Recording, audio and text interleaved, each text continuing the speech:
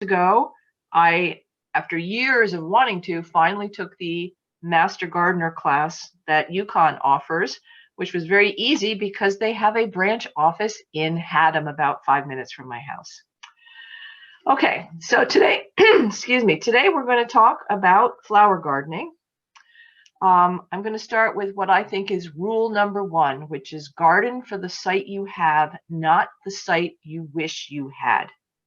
You will put in the least work and get by far the best results if you put the right plant in the right place. Excuse me, our planet has every condition you can imagine, from the equator to the Arctic Circle, from swamps to deserts. And none of those places are empty. They all have plants that grow there and love it. So take your cue from nature, plant what suits your space. The very most obvious issue, next slide please, is how much sun you have. This one is a path full of hostas. Hostas are a classic shade plant. You can fix it if it's too dry. You can amend the soil if it has too much clay and there's no good drainage, but there's not much you can do about the amount of sunlight you have. So if you have a shady place, take shade plants.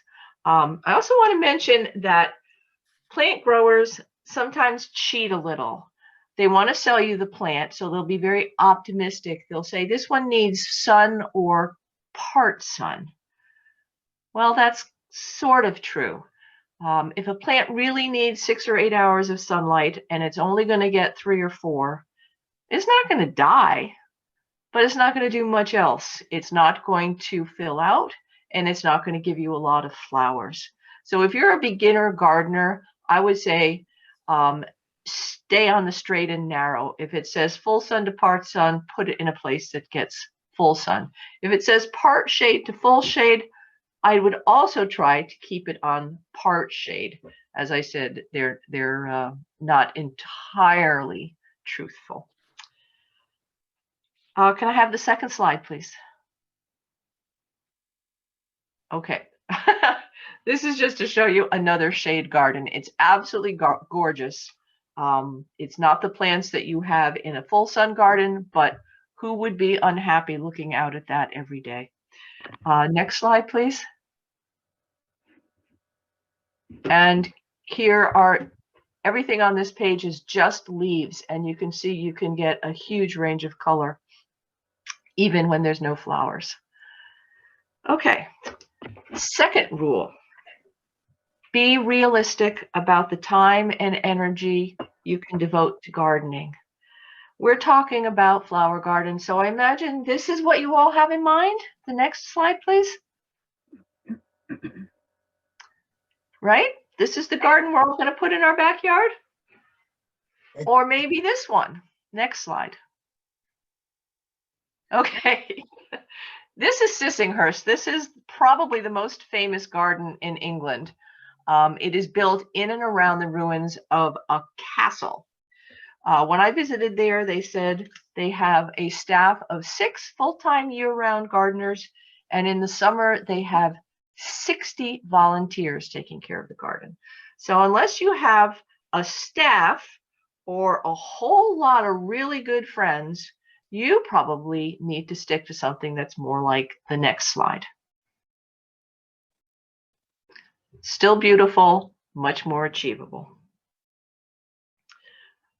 It's very easy to get carried away by all the pretty pictures in the seed catalog, or you go to the nursery and there's just rows and rows of flowers that every color, everything you think you want. But don't get overwhelmed. My advice, next photo please, is draw a plan.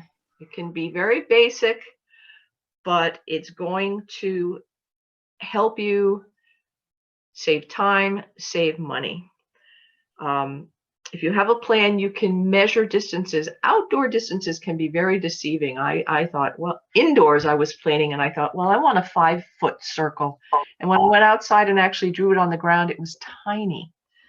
Very deceiving. Your plan, you can mark shade from trees, mark shade from buildings. You can tell where there's wet areas, dry areas.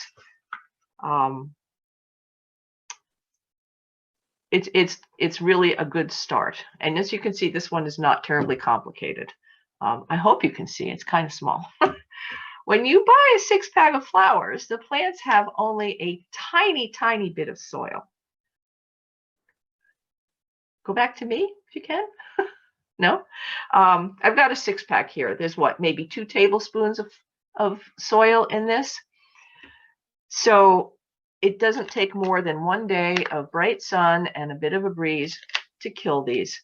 So always have an idea of where a plant is going to go before you buy it. It helps you cut down on impulse buying. You don't want your plants to die while you're trying to decide where you're going to put it. And if at all possible, prepare your flower beds before you go shopping. If you've actually been out there digging, you will realize just how big a garden you can manage comfortably. And along with that, consider your physical limitations. How are your hips, your knees, your back? You might want raised beds, even beds that are raised up on legs to waist level, easier than getting down on the ground. If you really can't dig at all, you can create a wonderful garden in containers. My mom used to live down in Florida, and her outdoor garden space was a 10 by 10 foot patio. So every Mother's Day, I went down there and I filled it up with containers and pots and hanging pots filled with flowers. And it was so colorful and so cheerful and easy for her to take care of. You can put anything to use as a container, as long as it has a hole in the bottom for drainage. I'm very anti-plastic, but this is one of the few times I think plastic can be better than natural materials. Clay pots are very porous, so they dry out a lot faster. And they're also so much heavier than a plastic pot. You may not know this, but if you don't want to spend money on pots, you can go over to one of the local nurseries and go dumpster diving, because they all have dumpsters full of discarded pots, and they would love for you to reuse them instead of having them go into the landfill. But if you do that, watch out for black. A black pot can absorb so much heat that you will literally cook the roots. So either paint it a lighter color or put it inside a larger pot so that it's insulated from the extreme heat. Keep in mind, the larger the pot, the easier it is to keep it watered, keep it from drying out. If your pots are too heavy to move around, invest in a plant caddy, which is basically a tray with wheels. It'll save your back. Okay, third consideration, where will your garden be located? If it's going to be a success, it has to be in the right place. You probably want to be able to see it from the house. You might want it on the east side so you can have a sunny place for morning coffee. If you're busy during the day, you might want it on the west so that it's at its best in the evening. Next photo, please. Here's a beautiful little sitting area close to the house. And you can see all those white flowers will show up best.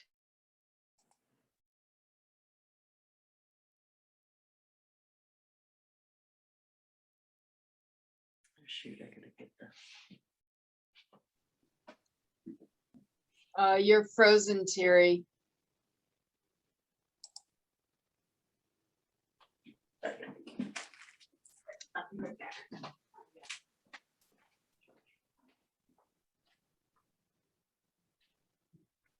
I don't know if you want to call in and you can talk us through it, but your voice isn't coming through if you're trying to speak.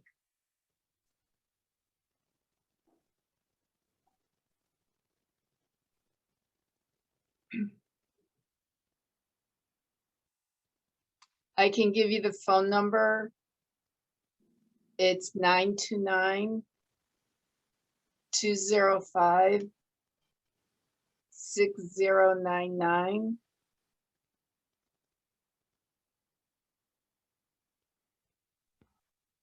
Okay, am I back? Oh yeah, we hear you now. Okay, perfect. Yes. Yeah, I'm sorry. Haddam has pretty bad internet connections, and it does does disappear a lot. Where did you stop hearing me? You said that you have the white flowers in the corner here, and that's where we stopped hearing you. Okay, so anything that's white is going to show up beautifully after dark, and it's going to attract night traveling moths and butterflies and other insects, and be beautiful as a place to sit out. Next slide, please. And here's a plan that uses mostly white flowers. I didn't try too hard to make this plan legible to you because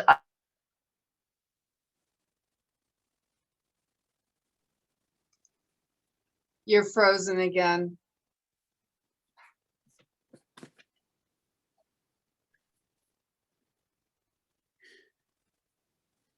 We don't hear you, Terry.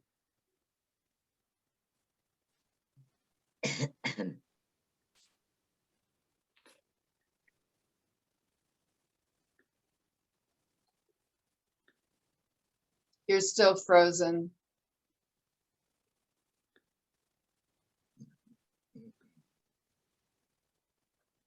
We don't hear you.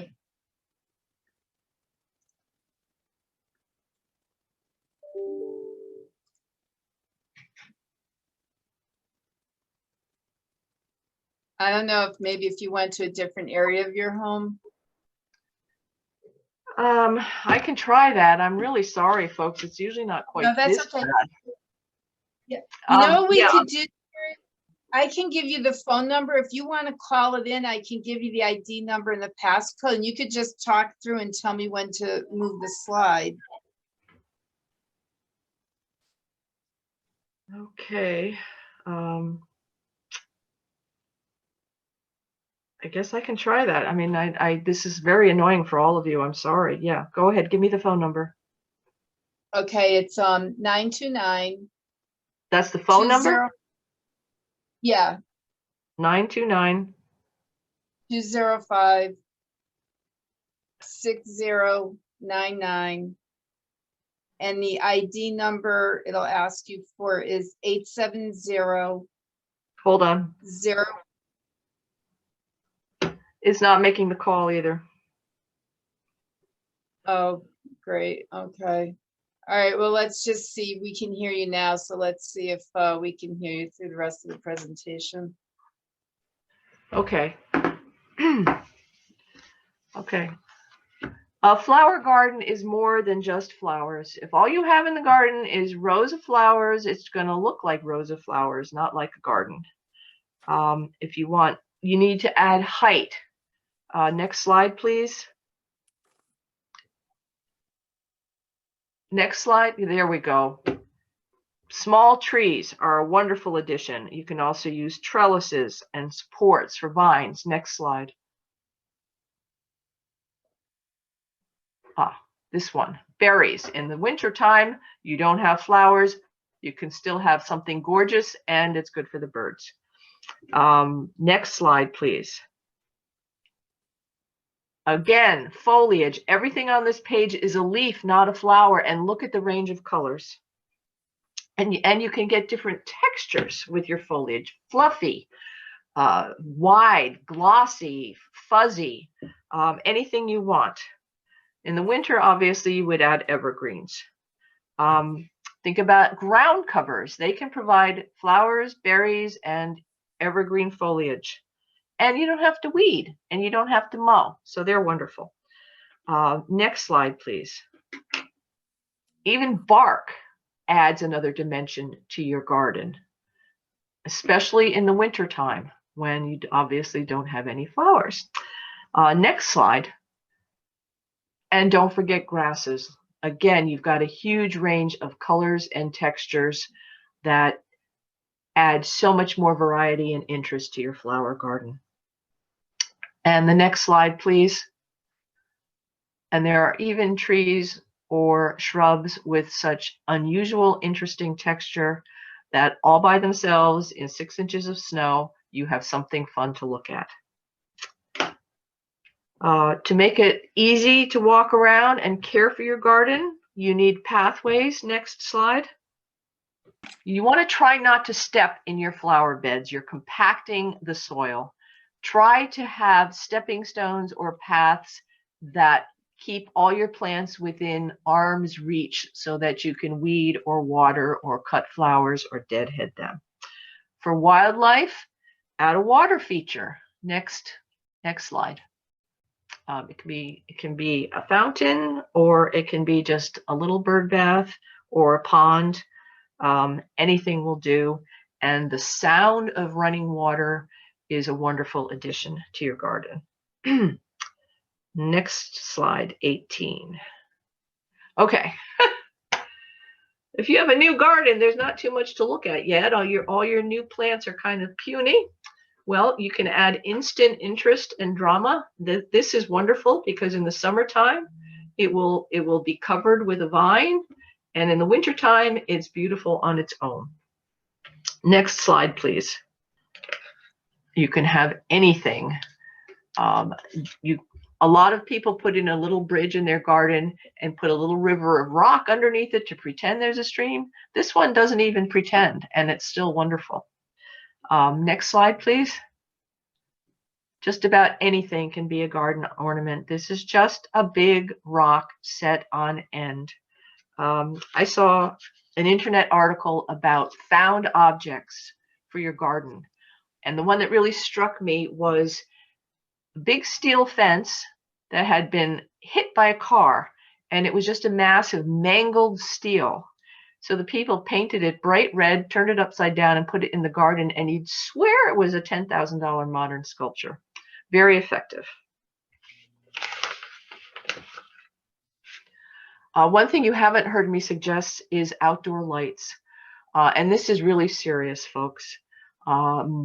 Moths and insects have a very limited lifespan. Often a moth will hatch. It'll emerge from its cocoon. It won't even have a mouth. The only energy it's ever going to have is what it's born with. It's got probably 2 weeks to mate, produce the next generation, and then die. It can't do that if it is circling round and round and round a light in your garden or at your front door. So please turn out the lights. Put them on timers or put them on motion sensors. Don't leave lights on in your house all night. Insects are in crisis, and we need to help them out. Okay, if you need ideas on how to set up your garden or what you'd like to plant, you can visit Public Gardens. It just happens that the Branford Garden Club is planning a garden tour in June, which is a fun way to see what other people are growing. And it would be very useful for a beginner because you will see something that's thriving in someone else's garden in Branford is probably going to be pretty happy in yours too. Okay, so now what are you going to plant? You start with your colors. You can go formal with a very carefully coordinated color scheme, or you can go very casual with a mix. It's your garden, your rules. Annuals will bloom their heads off all summer as long as you keep cutting off the dead flowers. Perennials usually bloom for a shorter time, but there are some that bloom for a month or even 6 weeks, and a lot of them will rebloom later in the summer if you cut off the dead flowers. And by the way, when you are cutting, don't just cut below the flower head. Cut all the way down to the base of the stem, or at least down to where there's a leaf node, because that will encourage regrowth. Next slide, please. Flowering shrubs. They're usually a lot less work, and they give you a long season of bloom. Next slide, please. Yeah, there we go, hydrangea. You're going to get several months of flowers out of this plant with very little work. It's a no-brainer. When you're shopping for plants, it's tempting to get one of everything, and believe me, I'm guilty of that. But a lot of garden designers say you should probably stick with maybe 5 or 6 varieties of plants in a given spot. That way you get it. It looks more natural. It looks coordinated. And it's easier to make sure that all the plants are plants that need the same growing conditions, the same amount of water and sunshine and soil pH. I divide plants into 3 categories another way. We have native plants, which evolved here, and they stay in balance because they are food for our insects and our animals. Second group is invasives, which don't stay in control. They go crazy and they crowd out our native plants. You know their names, I imagine: bittersweet, barberry, burning bush. They're all taking over our landscape and our forests. Don't grow them. Some nurseries still do sell them. Shame on them. The third group is what I call harmless imports. You know, most of what we do in gardening is heavily influenced by Europe, especially English gardens. And the plants that we grow are not from here. And that's things like marigolds, snapdragons, zinnias. They're harmless because they die with the frost and their seeds die. They don't overwinter in cold weather. So they never get out of control. So you can grow those with a clear conscience, but try to aim for 70% natives and 30% non-natives. And that's because the natives are what our insects, our moths, our butterflies need to eat. And our moths and insects and butterflies are what our birds need to eat. There are estimates that we've already lost at least 40% of our insects. Some studies say as many as 70%. So again, 70% to 30%. That way you can have everything we think of as a traditional flower for our garden, but still do the right thing for the planet. How do you know what's a native? Next slide, please. Sometimes they're labeled. Nurseries are getting better about labeling this. I encourage you, every time you go to a nursery, ask for native plants. They're business people. They want to grow what we want to buy. And am I still here? Can you still hear me? Yes. Yeah. Oh, excellent. Good. A lot of time the plant's name will tell you if it's a native. Japanese maple, German iris, Russian sage. Probably not from here. Then we have New York asters, Virginia bluebells. So just pay attention, and as I said, try to lean more heavily on the natives. If you have a question, it's very, very simple if you have internet access. When I do a Google search for that, I don't try to phrase the question. I just type in the name of the plant, and then right next to it, I type native, and I always find out where it comes from. You know, we talk about people having a green thumb, and that used to mean somebody who spent a lifetime growing plants and paying attention and learning the hard way. But we have so much information available to us now. It has never been easier to have a green thumb. My next point probably should have been my first point. Could I have the next slide, please? Soil is everything. If you don't have good soil, you're not going to get good results in your garden.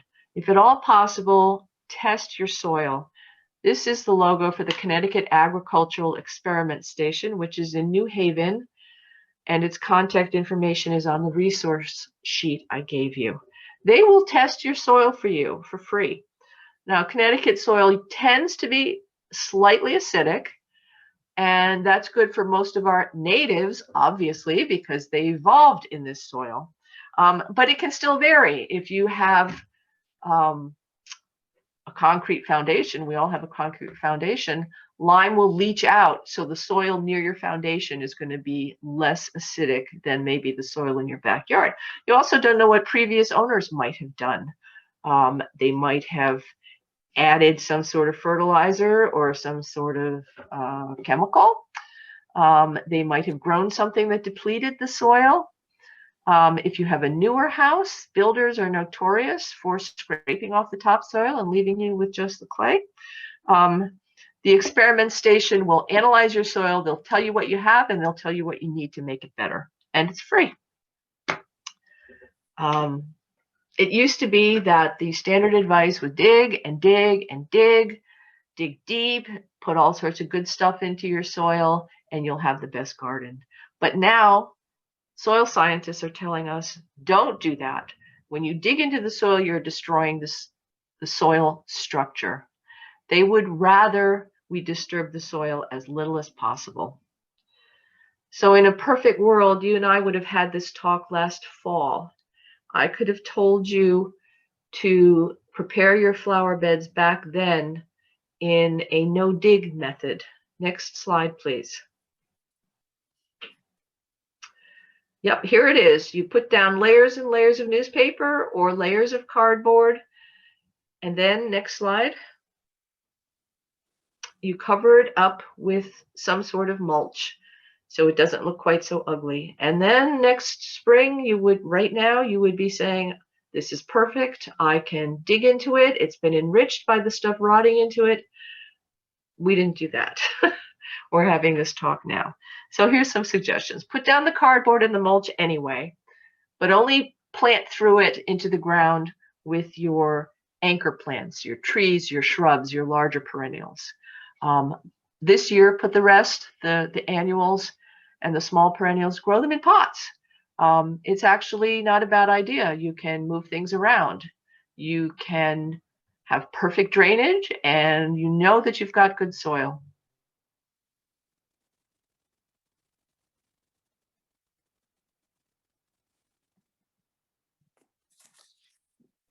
Lost her again. Terry, you muted yourself. Okay, here we go. Have you got me? Yes. Yeah, we got Okay. You can build raised beds. That gives you good drainage. You've got good soil. You've got easier access. And don't just buy bags of what they call garden soil or topsoil. It's usually very heavy and low on nutrients and is not going to give you good results. You've got to buy potting soil. Sorry about that. Unless you have tons and tons of compost that you can mix in so that you have lots of organic stuff that the worms and the microbes can go right to work on. Please avoid pesticides and herbicides. Roundup, I think, is just about the worst. It's a nicotinoid. It's supposed to kill weeds, but it kills or damages a lot of insects too. And it may be harmful to us. If you're going to put weed killer on your lawn, you can't expect it to stay within the lines. It's going to move. It's going to move with rain. It's going to move with wind. It's going to kill a lot of beneficial insects and some of your flowers.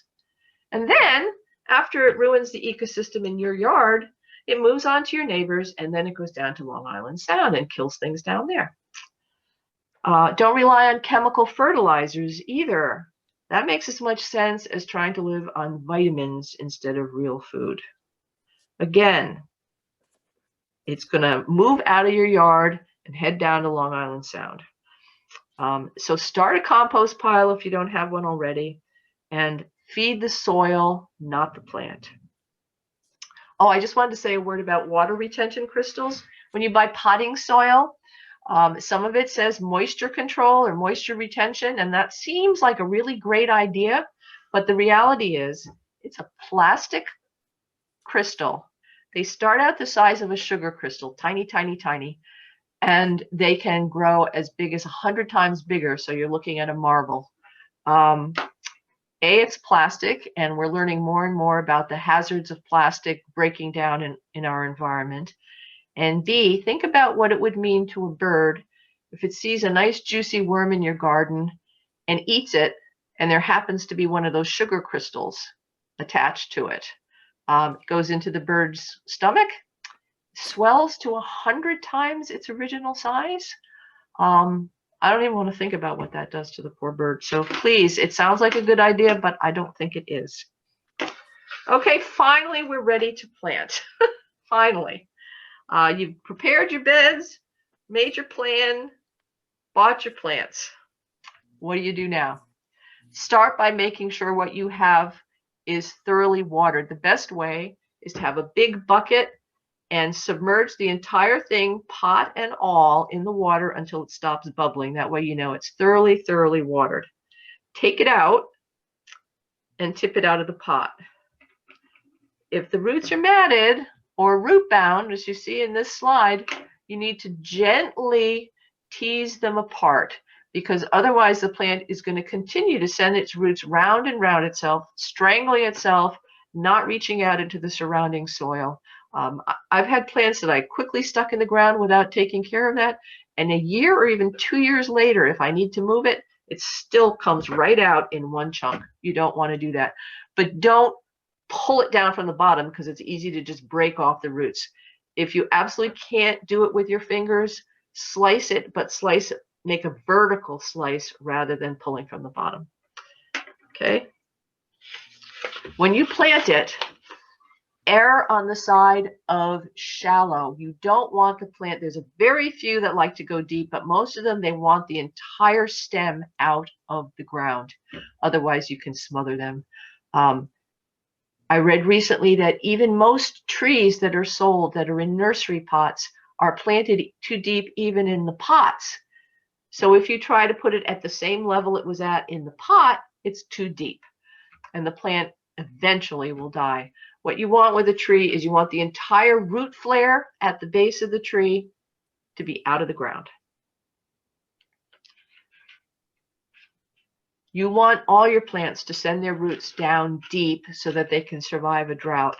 The way to do that is to water deeply, less frequently, maybe once a week.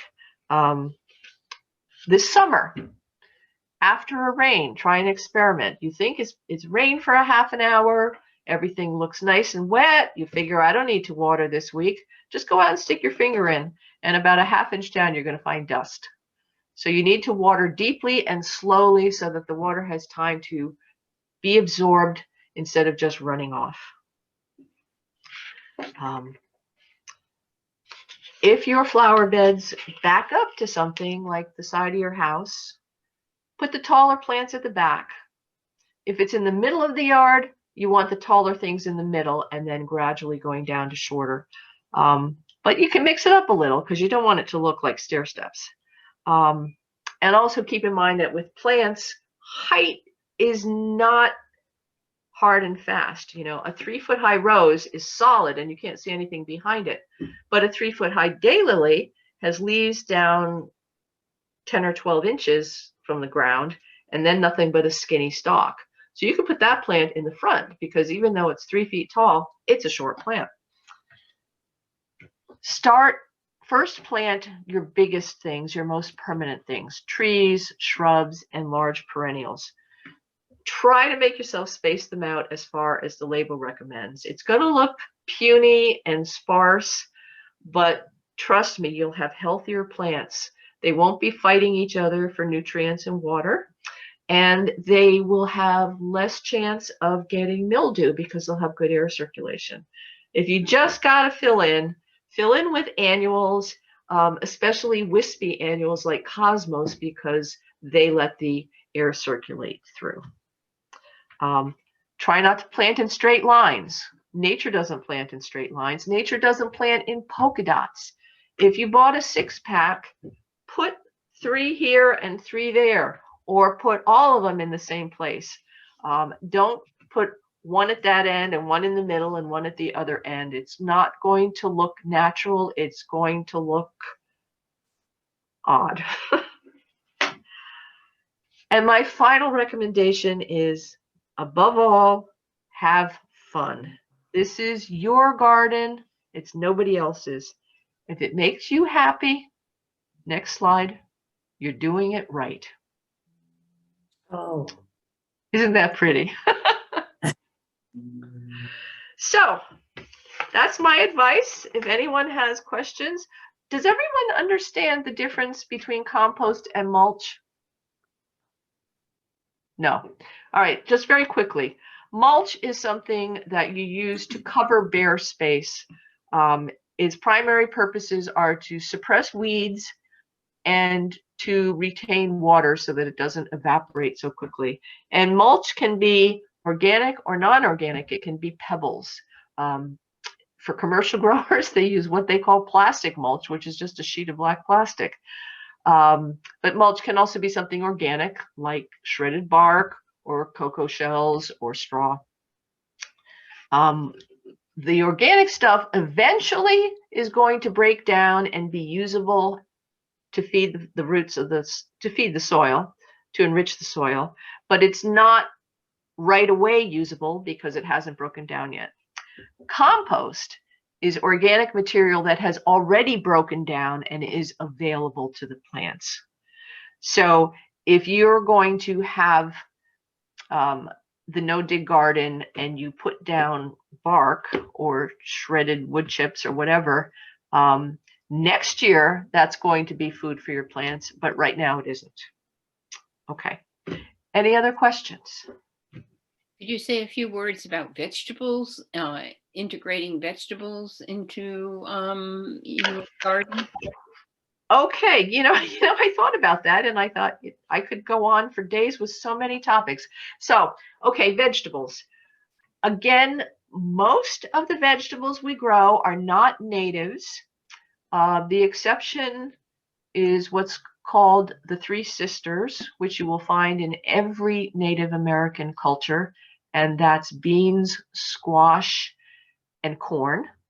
A couple interesting things about that triad. First, it makes perfect, complete protein. And second, most vegetable gardens, if you grow the vegetables the way we usually grow vegetables, after a year or two, the soil's kind of tapped out and you have to add fertilizer or you got to mulch it, or add compost.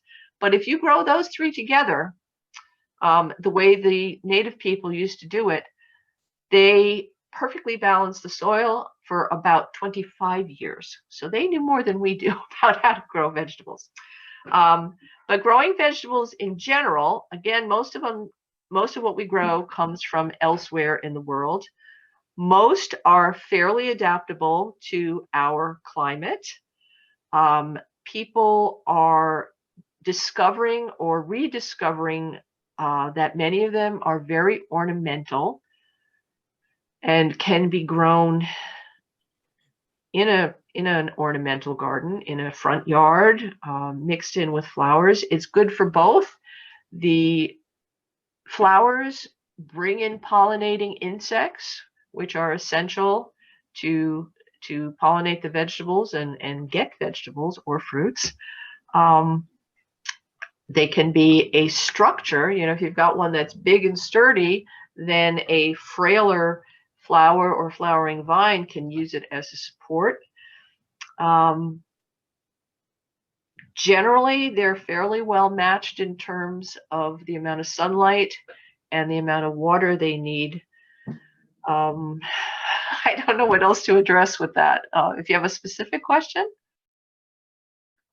Are there any other vegetables besides squash and Pardon? corn? I'm sorry?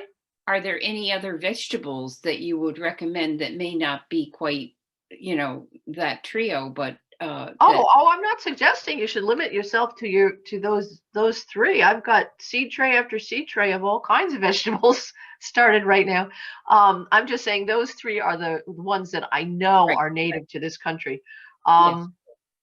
I know some of the really ornamental ones, those colorful kale plants, those are actually edible, I think. Artichoke plants, globe artichokes and Jerusalem artichokes are big, tall. Cardoons are very tall and architectural, big, spiky plants, and they grow, 6 or 7 feet tall and are very striking. Yeah. Peppers can be very colorful, lots of different colors.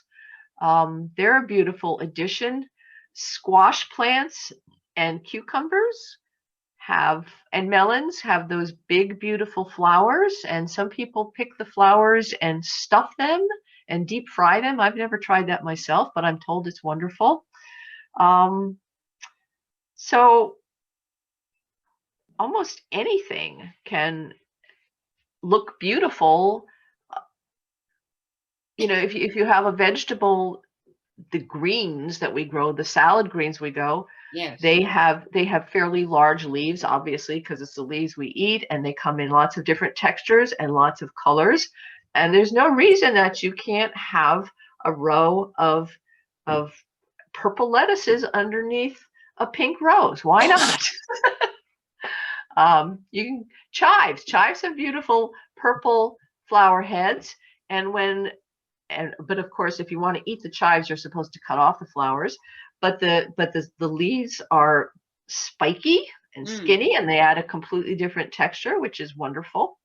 And I would put that next to something that has big, fat, shiny leaves to give it a contrast.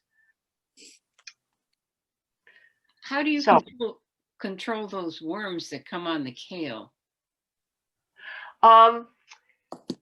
I had I had my first big vegetable garden last year, and I had a lot of trouble with the cabbage worms. And ideally, you if you're a commercial person, or if you're growing a lot, or you got extra money to throw around, you can build what's called a polytunnel. So it's a closed-in environment. But for the rest of us, there is agriculture fabric that you buy. It's very, very thin, almost like, if any of you sew, like the thinnest interfacing fabric, non-woven. And as soon as your plants come out of the sprout, or as soon as you plant them, you cover them with this stuff. It's thin enough that sunlight can get through and water can get through, but the cabbage moths cannot get through. So you put it down over your plants, and you have to weigh it down with a rock or something so it doesn't blow off. And as the plants grow, you would adjust it to give them a little bit more headroom, make it a little bit looser, and weed underneath there. And in theory, that will help you. As I said, last year was my first year, and I didn't get any until it was already too late. Because if they're there and you put the cover on, you've just created paradise for them, which is what I did. But that's what you want to do. Also, I haven't researched this, but I plan to. There is quite a bit of science around companion planting. People used to think it was just an old wives' tale, but in fact, certain plants repel certain pests. The only one I know about for sure is if you put marigolds into a vegetable garden, especially near the tomatoes, it's going to help. It's going to help repel nematodes, whatever they are. But there are apparently quite a few plants that have that interrelationship. And I am planning, that's one of my projects for the summer, to figure out more of them. And that's pretty, and it's practical. It's just what you were talking about, mixing vegetables and flowers together, which is the way nature did it. Nature didn't separate everything out.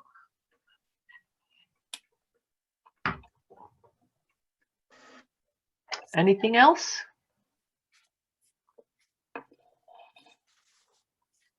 Anybody? Do you do any tilling at all for no-till garden? Do you till the weeds in? No. In every, I can't remember the exact numbers, so I'm making these up, but they're not ridiculous estimates. Like for every cubic foot of soil, there's, say, 1,000 seeds. It's called the seed bank. There are zillions of seeds, many of them, most of them weed seeds, sitting too deep in the soil to germinate. You till, you bring them to the surface, they've got sunlight, they've got water, and they're happy and they grow. I'll give you a very famous example out of history. In World War I, in Flanders, the famous poem, "In Flanders Field the poppies grow"? Mm-hmm. Well, those fields were shelled into just miles and miles of mud, sometimes 3 or 6 foot deep mud in the war. And in the next spring, the red poppies were everywhere, just acres and acres, hundreds and thousands of poppies. And some people thought something had changed about the soil, kind of disgustingly, because of all the blood and bodies that were now buried in that mud. But the reality is it was probably just that the shelling brought all those seeds up to the surface so that they could germinate. So when you're tilling, you are bringing seeds to the surface and giving them the chance to germinate. So you're creating more work for yourself. Oh, and when you add compost, you don't need to dig it in. Think about it. Nature does not go around digging in the dead stuff that's on the top. The worms take care of it. The microbes take care of it. The frost heaves move it all in. It doesn't need to be you. Yeah, it goes against everything we've all been taught all our lives. But we're learning.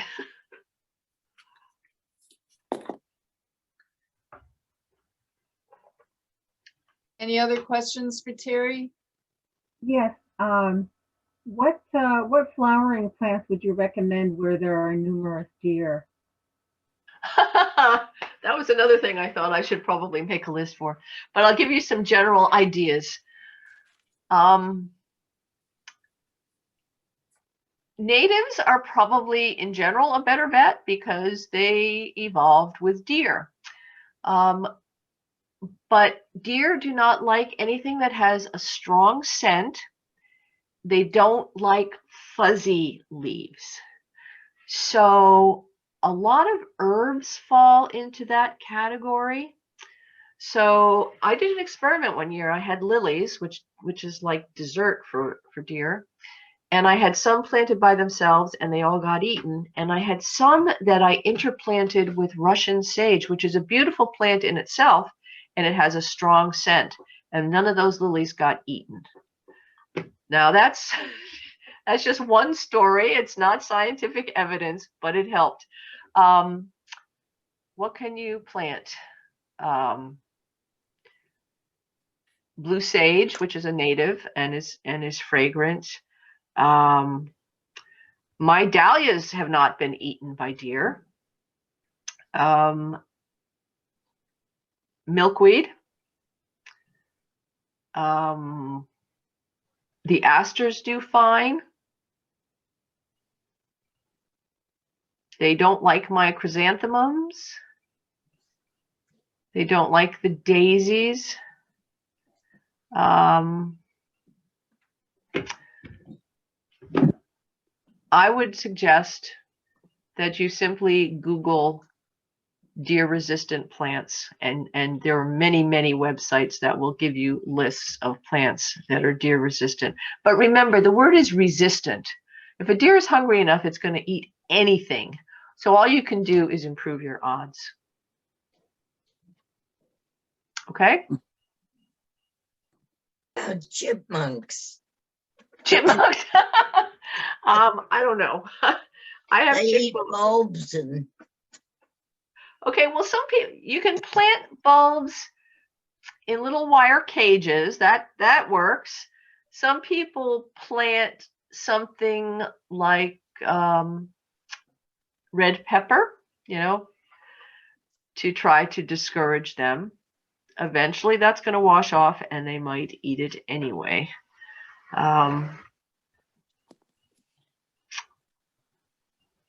Daffodils are usually not eaten by anything. Tulips are eaten by everything. mhm.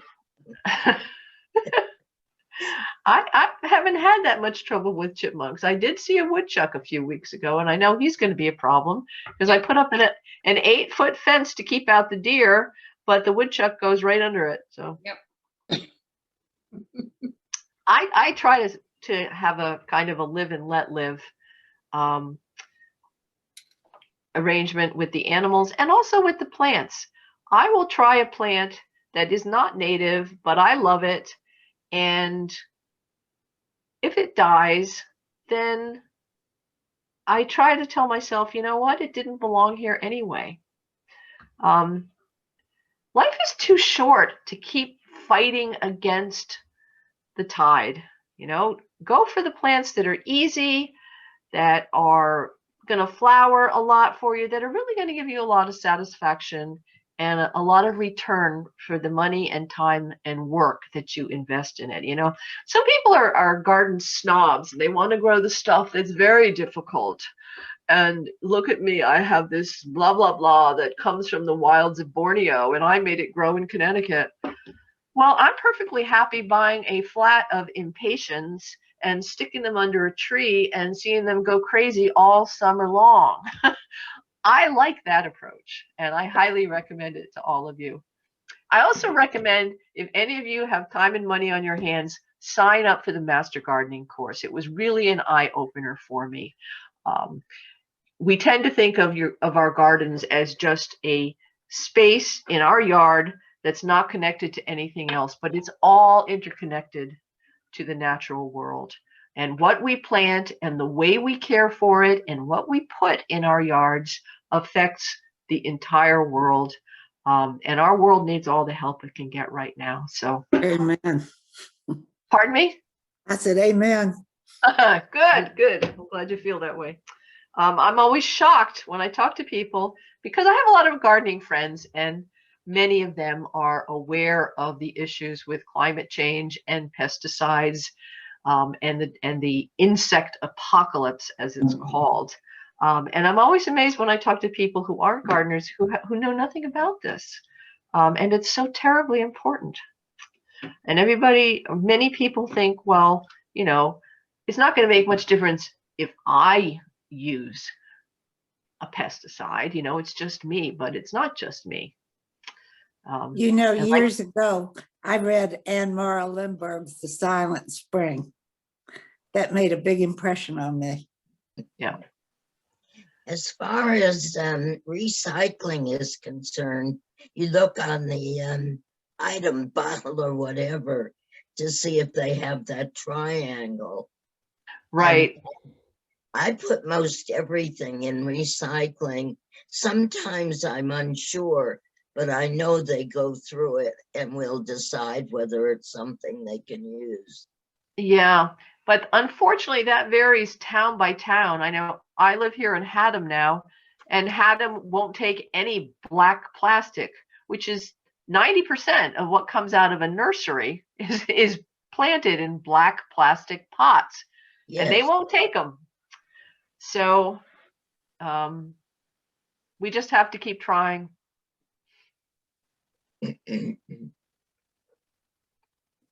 Anybody? Thank you so much for your time, Terry. This is really mind-blowing. Now I have to think how I want to do my garden. Well, I hope it's been helpful. It has, Terry. It was terrific. Thank you It very was. much.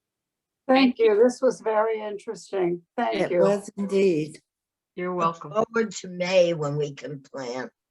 Yes.